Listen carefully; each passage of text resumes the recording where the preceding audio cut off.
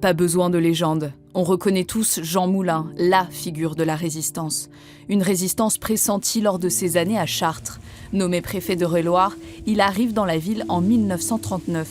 Dans la lignée du général Marceau, figure chartraine de la Révolution qu'il admire, Jean Moulin veut tout faire pour défendre la République lorsque la guerre éclate contre l'Allemagne nazie. Jean Moulin essaye désespérément d'être mobilisé, chose à laquelle il n'avait pas le droit en tant que préfet. Donc il essaie de faire jouer toutes ses relations, il quitte son poste. En vain, mais la guerre arrive à lui en mai 1940. Chartres se vide de sa population et accueille de nombreux réfugiés.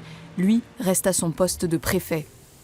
Il reste presque seul de toutes les autorités publiques. Il se démène pour nourrir, abriter et protéger les populations civiles. Et quand je dis qu'il se démène, c'est qu'il se démène lui-même avec sa voiture, une charrette pour trouver du pain ou de la nourriture. Le 17 juin 1940 débarquent dans cette cour de la préfecture les premiers détachements allemands. Ces derniers veulent alors faire signer au préfet un document mensonger affirmant que des tirailleurs sénégalais auraient torturé et tué des civils. Jean Moulin s'y refuse. Il est alors passé à tabac pendant 7 heures dans cette ancienne conciergerie de l'Hôtel-Dieu.